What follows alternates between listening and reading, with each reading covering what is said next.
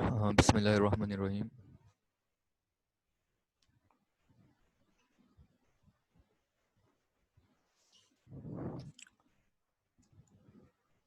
बेटा chapter number 8 चल रहा है आपका, work power and energy. Lecture number 19। और कल बेटा लास्ट टाइम आप लोगों को जो है वो काइनेटिक एनर्जी के बारे में पढ़ाया था, पोटेंशियल एनर्जी थी और उसके डिफरेंसेस पढ़ाए थे। अब जो आपके पास नेक्स्ट टॉपिक है वो है आपके पास differences between kinetic energy and potential energy. तो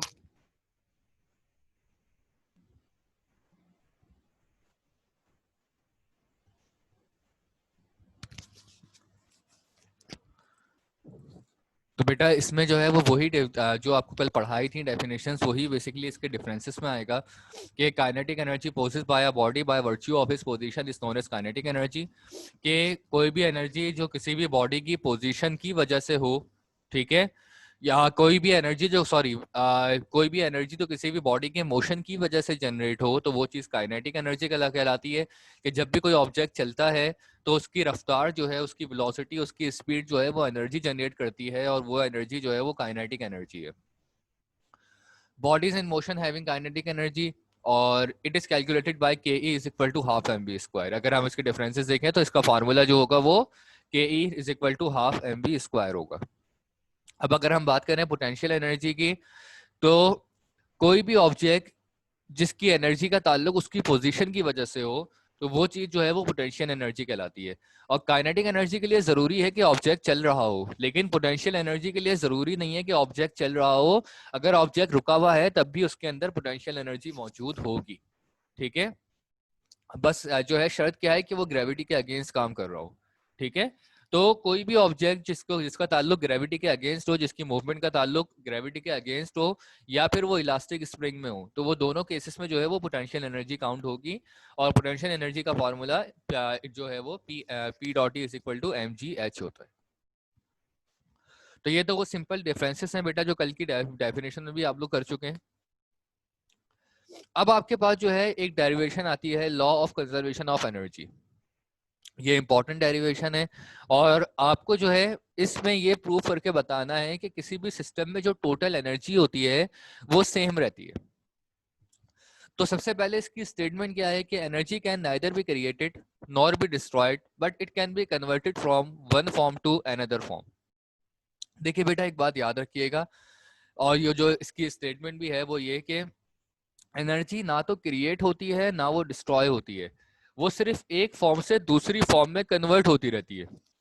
एनर्जी का जो है उसूल है कि वो ना तो पूरी तरीके से कभी खत्म होती है, ना वो कभी पूरी तरीके से कभी जो है वो डिस्ट्रॉय होती है। वो हमारे आसपास ही रहती है, बस उसकी फॉर्म्स चेंज होती रहती हैं। देखें, हम आपने वाटर साइकिल पढ़ा होगा, सही है, कि जो है वो बादल पानी लेते हैं, सही है, वो पानी जो है फिर वो आसमान पे लेके जाते हैं, वही पानी हम पर बरसता है, वही पानी जो है फिर बाद में दरियाओं के मूव करने का की वजह बनता है। ठीक है, और फिर एट दी एंड बादल उसी पानी को दोबारा लेने के बाद दोबारा जो है वो हम पर बरसाते हैं, और फिर वो दोबारा जो है वो वाटरफॉल्स की फॉर्म में और दरियाओं की सूरत में जो है वो पानी जमा होता रहता है। तो ये कंटिन्यूसली एनर्जी का प्रोसेस चलता रहता है। ठीक है, जैसे कोई भी जानवर है, इंसान है, जब वो मर जाते हैं तो उनकी बोन्स वगैरह वो सारी क्या हो जाती हैं, जमीन के अंदर दब जाती हैं, फिर काफी सालों के बाद जो है वो बोन्स भी खत्म हो जाती हैं। ठीक है, अब वो बोन्स जो होती हैं, या कोई भी ह्यूमन की, एनिमल्स की, या फिर जो है जो प्लांट्स की रूट्स हैं, ये क्या होता है, ये जमीन के अंदर अंदर ही अंदर वो जलती रहती हैं, डिस्ट्रॉय होती रहती हैं, और उसके बाद वो खत्म हो जाती हैं। लेकिन खत्म होने का मतलब ये नहीं है कि वो बिल्कुल एंड हो गया उनका और अब वो गायब हो गई, बल्कि फिर वो एक दूसरी फॉर्म में कन्वर्ट होना शुरू हो जाती हैं। ठीक है, वही बोन्स, प्लांट्स की रूट्स वगैरह जो है वो आपके सोर्स ऑफ फ्यूल बनाने के लिए काम में आते हैं। जितना भी जो है ये हम पेट्रोल इस्तेमाल करते हैं, और जो भी हम कोल इस्तेमाल करते हैं, गैसेस इस्तेमाल करते हैं, जैसे ये आपकी सुई गैस हो गई जो हमारे घर में आ रही है, या दूसरी गैसेस हो गई, तो ये क्या होते हैं, ये बेसिकली बेटा फॉसिल फ्यूल्स ही होते हैं। ठीक है, ये बेसिकली फॉसिल्स होते हैं ह्यूमंस के, और जो है वो एनिमल्स के, और इसके अलावा प्लांट्स की रूट्स होती हैं, जो किसी जमाने में जो है वो लिविंग थिंग में थी, काउंट होती थी, और बाद में जो है जब वो खत्म हो गई तो फिर वो आहिस्ता आहिस्ता इन एनर्जीज में कन्वर्ट होना शुरू हो गए। और फिर इसके बाद ये एनर्जी हम लोग यूटिलाइज करते हैं।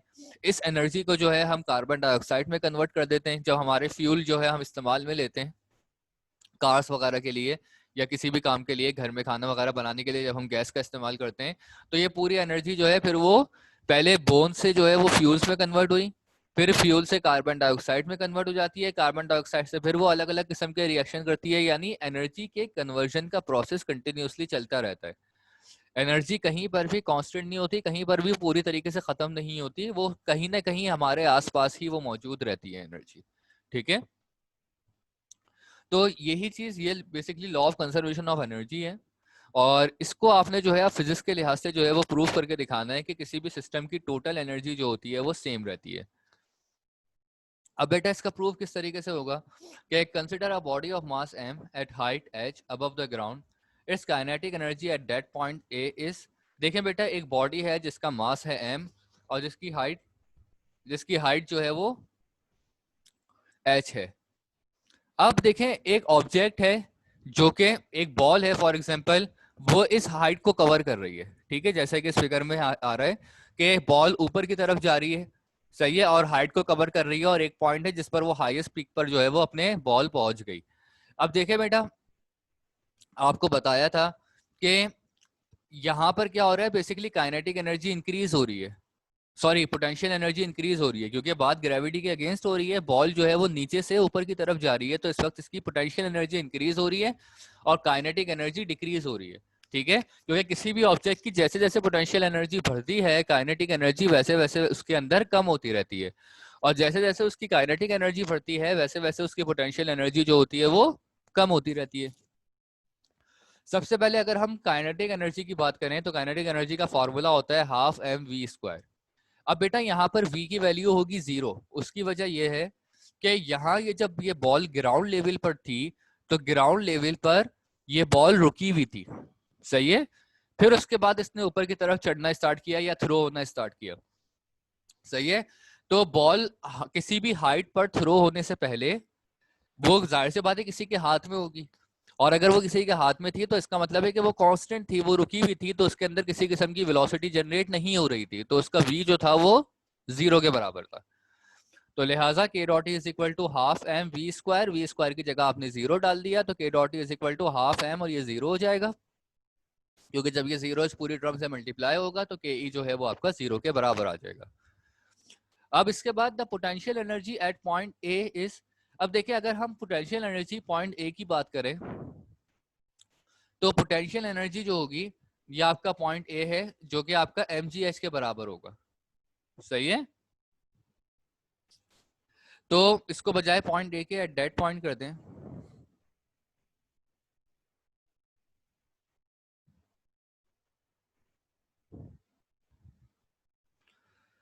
तो यहां पर क्योंकि यहां पर पोटेंशियल एनर्जी अपनी मैक्सिमम फॉर्म में है, क्योंकि ये ऑब्जेक्ट हाइट कवर कर रहा है, तो पोटेंशियल एनर्जी अपनी मैक्सिमम फॉर्म में है, और पोटेंशियल एनर्जी बेसिकली यहाँ पर क्या हो जाएगी, mgh। अब हमें जो है वो टोटल एनर्जी कैलकुलेट करनी है अगर, तो so the total energy at point A will be, ये वाला आपने पॉइंट ए कंसीडर किया हुआ है, तो यहाँ पर जो है टोटल एनर्जी इस पॉइंट पर क्या होगी, k dot E plus PE, सही है।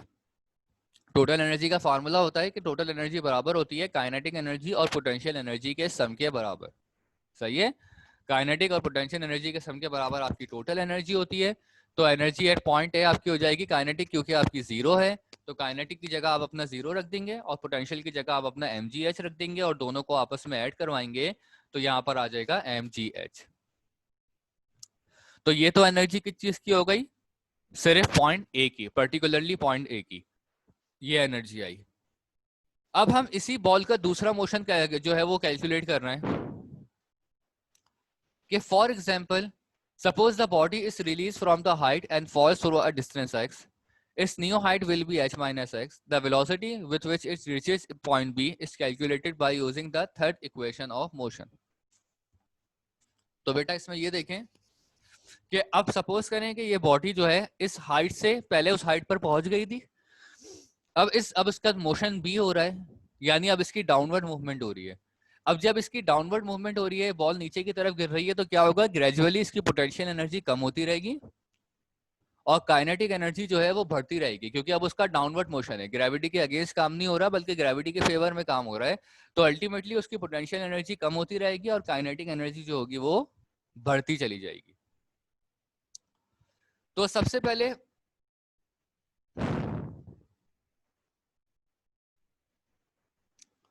तो यहाँ पर इसकी न्यू हाइट जो है वो h माइनस एक्स हो जाएगी, क्योंकि वो एक पर्टिकुलर डिस्टेंस x से नीचे गिर रही है।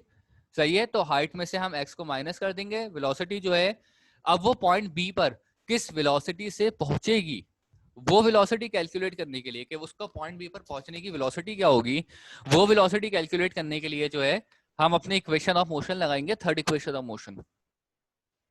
और थर्ड इक्वेशन ऑफ मोशन वैसे तो जो है बेटा 2as is equal to vf² minus vi² होती है। सही है, बट यहां पर क्योंकि बात ग्रेविटी की हो रही है और सारा ताल्लुक जो है वो ग्रेविटी से है, क्योंकि बॉल एक हाइट कवर कर रही थी फिर उसी हाइट से नीचे आ रही थी, तो उस वक्त ए जो है वो रिप्लेस हो जाएगा जी से। सही है, एक्सेलरेशन रिप्लेस हो जाएगी ग्रेविटी से, तो 2as की जगह आ जाएगा 2gs। सही है, 2as की जगह पर 2gs आ जाएगा is equal to vf² minus vi²। अब देखें हम कि as we know vi is equal to 0, initial velocity जो है वो आपकी 0 है। अब इनिशियल वेलोसिटी आपकी 0 क्यों है, क्योंकि बेटा देखें ऑब्जेक्ट पहले हाइट पर था और वो उस हाइट से नीचे की तरफ आ रहा है। तो जब वो हाइट पर था, तो जब कोई भी बॉल एक पर्टिकुलर हाइट कवर कर रही है, तो हाइट जब वो अपनी मैक्सिमम हाइट पर पहुंचने के बाद वो 1 सेकंड के लिए रुकती है। सही है, तो वो जो उसका 1 सेकंड के लिए रुकना होता है, फिर उसकी डाउनवर्ड मूवमेंट होती है बॉल की, मैक्सिमम हाइट कवर करने के बाद वो 1 लम्हे के लिए रुकेगी और फिर उसकी डाउनवर्ड मूवमेंट दोबारा स्टार्ट होगी। तो वो जो 1 लम्हे का रुकना होगा वो फिर उसको उसकी इनिशियल वेलोसिटी बना देगा और फिर जो डाउनवर्ड मूवमेंट होगी वो आपकी फाइनल वेलोसिटी होगी। तो लिहाजा यहाँ पर इस वक्त जो वेलोसिटी है, जो उसकी मैक्सिमम हाइट कवर करने के वक्त उसकी वेलोसिटी हो गई, सही है, जहां वो 1 लम्हे के लिए रुकी, वो चीज क्या है आपकी इनिशियल वेलोसिटी। तो उसका रुकना जो है, इसका मतलब क्या है कि इनिशियल वेलोसिटी आपकी 0 है। ठीक है, बॉल रुकी है तो इसका मतलब है कि इनिशियल वेलोसिटी अब आपकी 0 हो गई और फाइनल वेलोसिटी आपको कैलकुलेट करनी है। तो इसी वजह से इनिशियल वेलोसिटी आपकी 0, डिस्टेंस को हमने x से रिप्रेजेंट किया है, तो आपके पास जो टोटल फार्मूला हो जाएगा वो हो जाएगा 2gs x is equal to vf² minus 0। ठीक है, इनिशियल वेलोसिटी की जगह 0 रख दिया। अब जब यहाँ पर इनिशियल 0 हो गई तो फिर I और F में अलग अलग करने की जरूरत नहीं है। ये कल भी बताया था कि हम इनिशियल और फाइनल में वेलोसिटी को उस वक्त डिवाइड करते हैं जब हमारे पास जो है वो अलग अलग किस्म की वेलोसिटीज हो। अब अगर हम जो है वो हमारे पास एक ही वेलोसिटी है तो फिर हमें उसको इनिशियल और फाइनल में डिवाइड करने की जरूरत नहीं है, हम उसको डायरेक्ट सिंपल वेलोसिटी लिखेंगे। तो यहाँ पर ये 2gx is equal to v² हो जाएगा। अब the kinetic energy at point B is, अब इस पॉइंट बी पर जो काइनेटिक एनर्जी है वो क्या होगी अगर हम कैलकुलेट करें, क्योंकि पॉइंट बी पर जो है वो काइनेटिक एनर्जी आपकी मैक्सिमम होगी। सही है, पॉइंट बी पर आपकी काइनेटिक एनर्जी मैक्सिमम होगी, क्योंकि पोटेंशियल एनर्जी डिक्रीज हो रही है और डिक्रीज होते होते फिर वो काइनेटिक एनर्जी उसी हिसाब से इंक्रीज हो रही है। तो काइनेटिक एनर्जी यहाँ पर हो जाएगी 1/2 mv²। अब देखें v² की वैल्यू यहाँ पर 2gx है, उस वैल्यू को उठाकर आप काइनेटिक एनर्जी की इक्वेशन में पुट कर दो, substituting the value of v²। Kinetic energy की जो आपके पास वैल्यू है 1/2 mv², इसमें v की जगह पर आपने क्या पुट कर दिया 2gx, यहाँ पर 2gx आ गया। अब बेटा इस 2 से ये वाला 2 कैंसिल हो गया, तो आपके पास जो है वो क्या आया काइनेटिक एनर्जी का mgx। ठीक है, काइनेटिक एनर्जी की जो है आपके पास वैल्यू आ गई mgx। अब the potential energy at point B is, अब अगर हम पॉइंट बी की पोटेंशियल एनर्जी की बात करें तो देखें काइनेटिक एनर्जी इसमें अल्टीमेटली डिक्रीज हो रही है और पोटेंशियल एनर्जी पॉइंट बी पर काइनेटिक एनर्जी अल्टीमेटली इंक्रीज हो रही है और पोटेंशियल एनर्जी डिक्रीज हो रही है, लेकिन 0 नहीं हुई है, 0 वो बिल्कुल एंड में आकर होगी। तो लिहाजा पोटेंशियल एनर्जी आपकी mgh है और h को हमने ऊपर ही बताया है कि हमारी न्यू हाइट जो होगी वो h माइनस एक्स से रिप्रेजेंट होगी। तो यहाँ पर पोटेंशियल एनर्जी आपके पास किसके बराबर आ जाएगा, potential energy is equal to mg और h की जगह पर आ जाएगा h माइनस एक्स। सही है, mg h माइनस एक्स।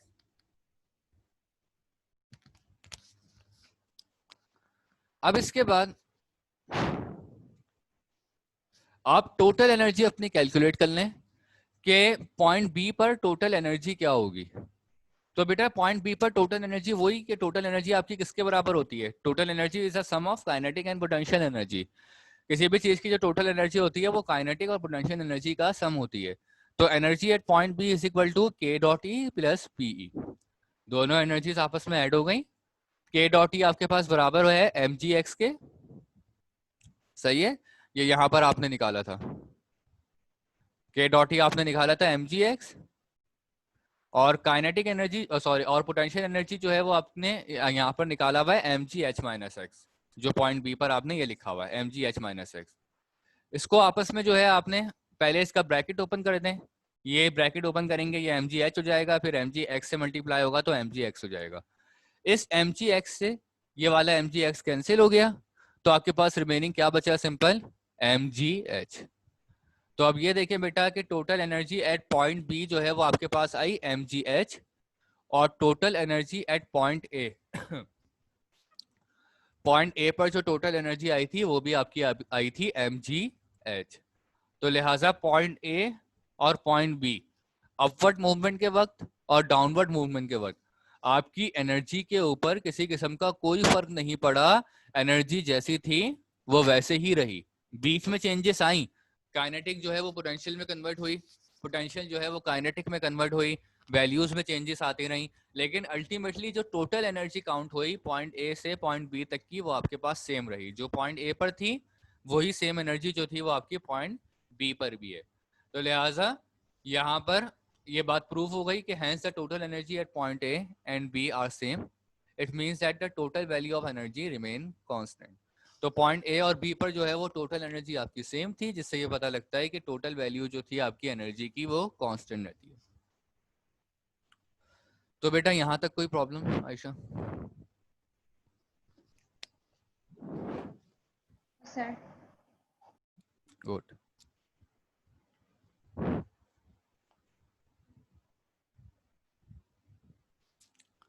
अब आपके पास बेटा नेक्स्ट टॉपिक है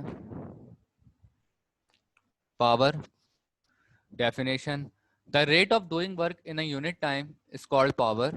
ठीक है बेटा, किसी भी काम के करना, किसी भी काम को करना लेकिन एक पर्टिकुलर टाइम के अंदर रहते हुए वो पावर कहलाती है, सही है।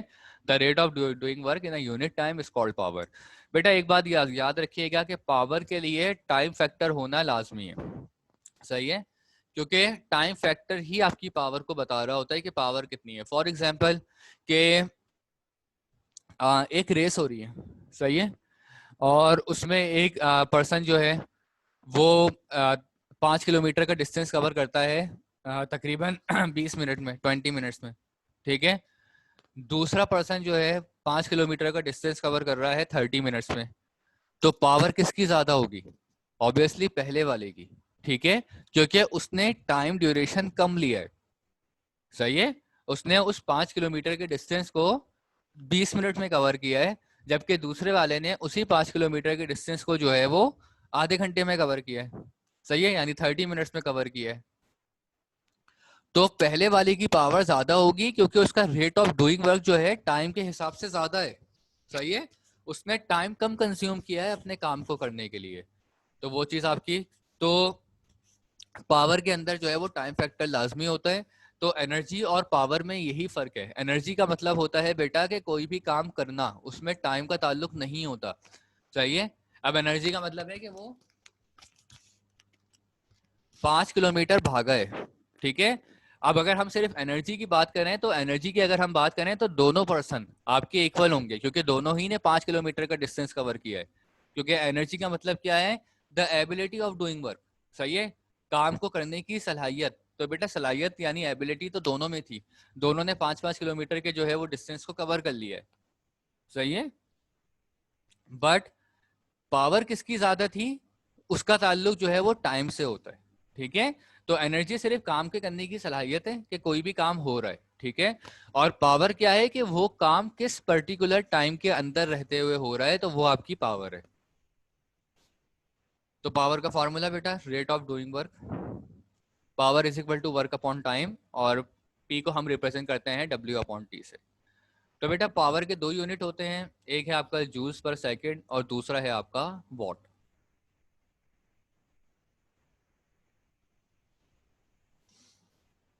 अब यहाँ पर बेटा नीड टू कंजर्व एनर्जी है कि हमें एनर्जी कंजर्व करने की जरूरत क्यों होती है। तो बेटा ये सिंपल सा न्यूमेरिकल वो है आपके पास कि हमें एनर्जी कंजर्व करने की जरूरत क्यों होगी कि हम जो भी फ्यूल वगैरह बंद करते हैं रनिंग फैक्ट्रीज के अंदर, ट्रांसपोर्ट में और दूसरी एक्टिविटीज में, ये बेसिकली अंडरग्राउंड डिपोजिट से मिलते हैं, जैसे कि कोल, ऑयल, गैस वगैरह, और रॉ फॉर्म में। ठीक है, अब देखें बेटा, एक पेट्रोल को बनने में, कोल को बनने में सालों लग जाते हैं, बाज दफा 100 साल से भी अबव टाइम लग जाता है। सही है, उस 1 लीटर पेट्रोल को बनने में बाज दफा जो है वो सालों लग जाते हैं। सही है, 50 साल, 100 साल। और उसी 1 लीटर पेट्रोल को कंज्यूम करने में हमें 10 मिनट भी नहीं लगते। सही है, अगर वो कार में है तो 10-15 मिनट में कंज्यूम हो जाएगा। ठीक है, और अगर वो जो है वो बाइक में है तब भी जो है उसका एवरेज आमतौर पे 50 किलोमीटर, 60 किलोमीटर होता है, तो वो भी जो है वो आपका एक दिन में कंज्यूम हो जाएगा। ठीक है, तो जो एनर्जी बनाने में, सही है, जो एनर्जी बनने में जो है वो आपको सालों लग रहा है, वही एनर्जी कंज्यूम होने में चंद घंटे या चंद दिन लगते। ठीक है, तो यही वजह है कि एनर्जी की सप्लाई अल्टीमेटली कम हो रही है और डिमांड इंक्रीज हो रही है। सही है, तो यही हमें जरूरत है कि अपनी एनर्जी को कंजर्व करने का और उसकी जो है वो यूजेस को यूटिलाइज करने का, सॉरी कम करने का, मिनिमाइज करने का, ताकि आगे भी ये काम आ सके। ठीक है, तो यहाँ पर वही बात बता रहे हैं कि हमें एनर्जी की वेस्टेज से रुकना है। ठीक है, इसके अलावा जो है consumption of too much energy is also having adverse effect on the environment. सही है, अच्छा इसके अलावा एक बात और कि एनर्जी जितनी ज्यादा बेटा इस्तेमाल होती है उतना ही वो पॉल्यूशन का बाइस बनती है। सही है, जितनी एनर्जी इस्तेमाल होगी, जितना कोल इस्तेमाल हो रहा है, जितना फ्यूल इस्तेमाल हो रहा है, वो उतना ही जो है वो पॉल्यूशन की वजह बन रहा है। ठीक है, क्योंकि उसमें से स्मोक जनरेट होता है और वो स्मोक जो है वो अल्टीमेटली कार्बन डाइऑक्साइड के लेवल को इंक्रीज करता है, सल्फर डाइऑक्साइड के लेवल को इंक्रीज करता है, दूसरी टॉक्सिक टॉक्सिक गैसेस जो है वो उनके लेवल को इंक्रीज कर रहा होता है, मोनोऑक्साइड बढ़ा रहा होता है हवा के अंदर। तो ये चीज है कि एनर्जी का बहुत ज्यादा जो है कंजप्शन भी जो है वो अल्टीमेटली हमारी हेल्थ को, हमारी एनवायरमेंटल पॉल्यूशन को इफेक्ट कर रहा होता है। सही है,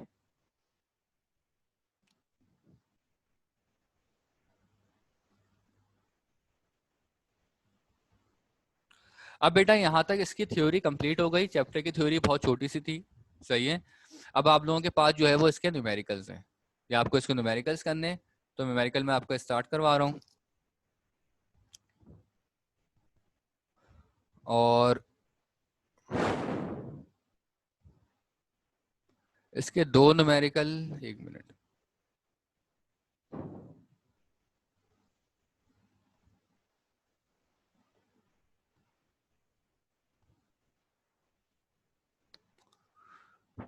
जी बेटा ये देखें, वो थोड़ा सा स्लाइड आगे पीछे हो गई, एक सेकंड।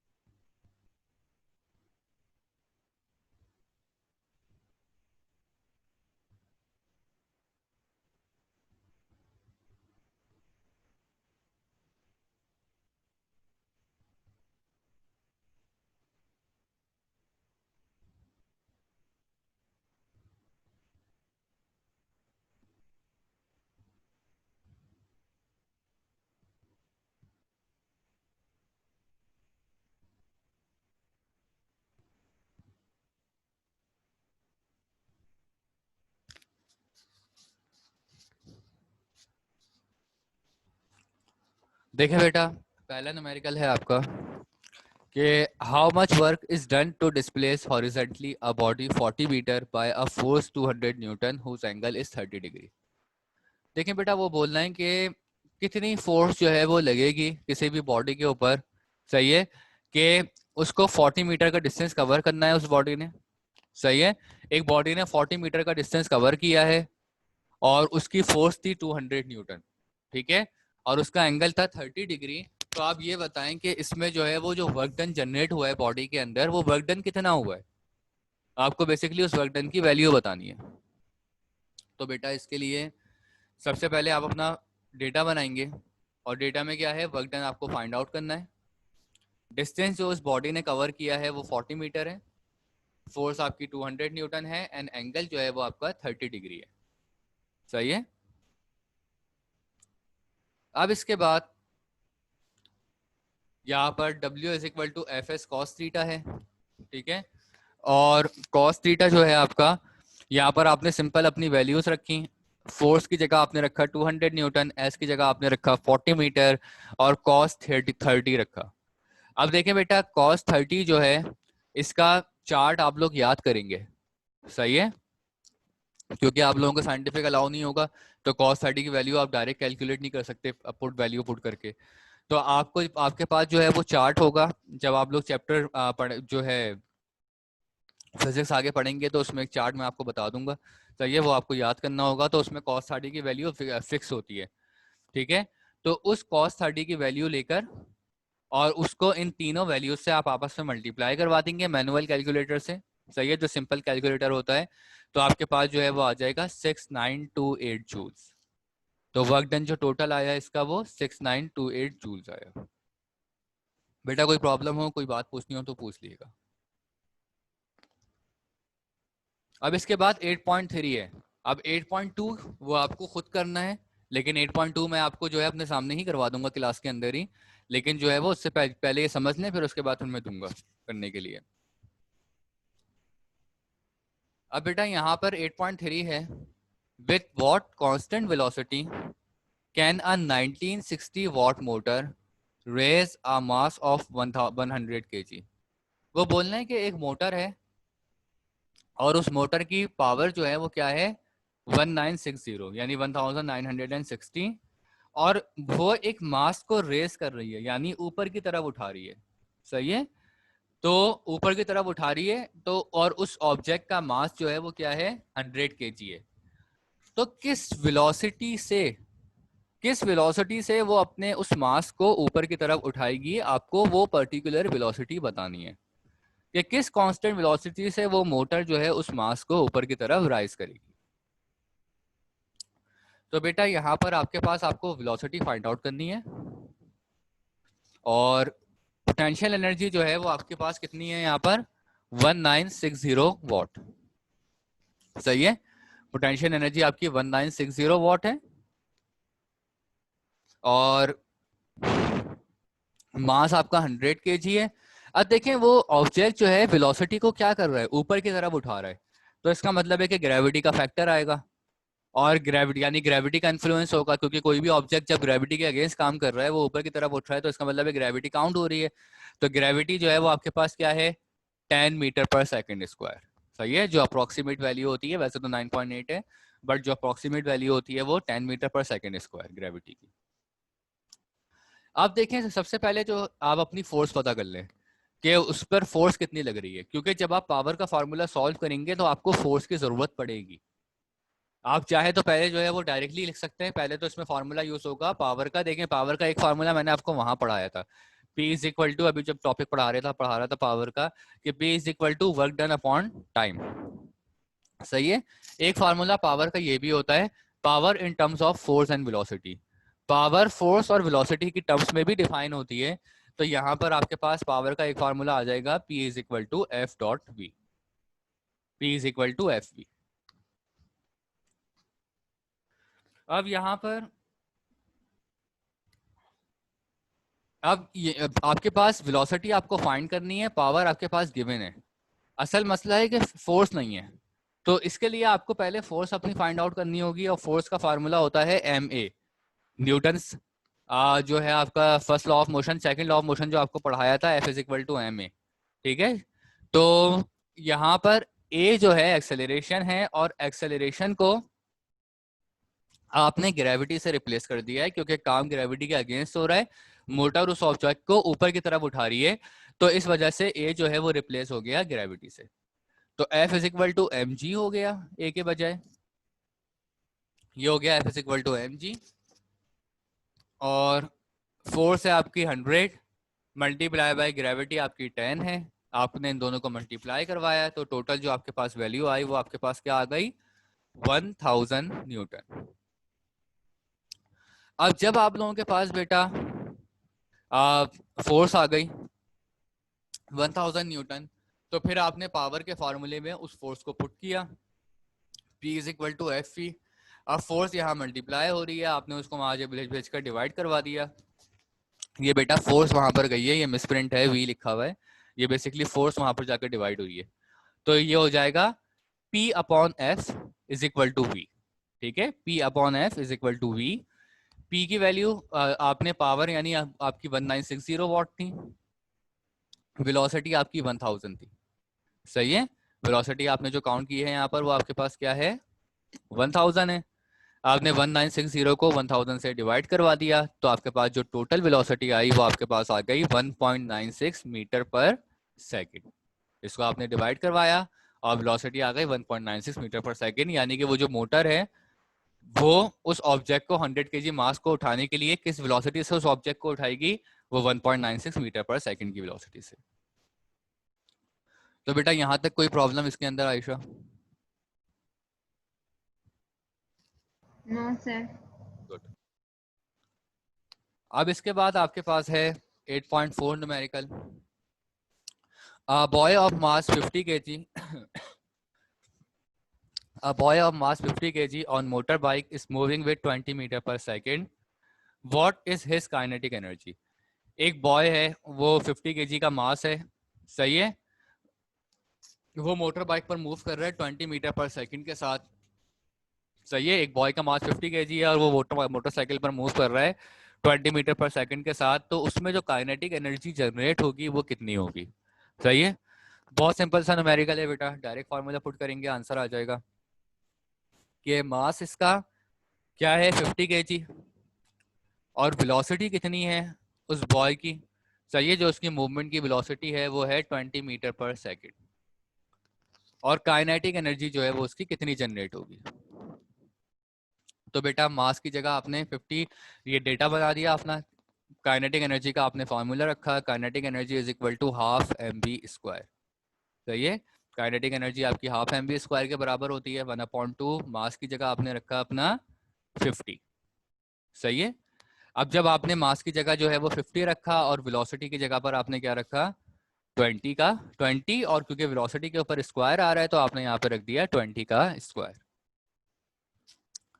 अब ये देखें बेटा कि 20 को आप 50 से डिवाइड करवा देंगे पहले, सही है, जब 20 को आपने 50 से डिवाइड करवाया तो ये इसका क्या आंसर आया, 25, और साथ में जो है ये 20 का स्क्वायर आपका क्या हो गया, 400। तो 20 का स्क्वायर लेंगे आप, 400 हो गया। अब इस 400 को आपने 25 से मल्टीप्लाई करवाया तो सिंपल आपके पास क्या आंसर आ रहा है, काइनेटिक एनर्जी का 10,000 जूल। चाहिए 25 4 100 और 2 0 आप उसके साथ कंबाइन कर देंगे तो ये आपके पास टोटल काइनेटिक एनर्जी आ जाएगी 10,000 जूल्स। तो यहां तक ये आपका न्यूमेरिकल सिंपली जो है वो सॉल्व हो जाएगा।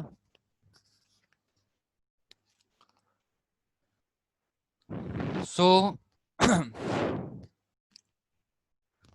बेटा यहाँ तक के न्यूमेरिकल आपको समझ आ गए होंगे।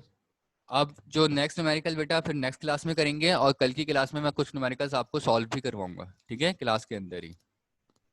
अभी के लिए इतना एंड करते हैं, अल्लाह हाफिज।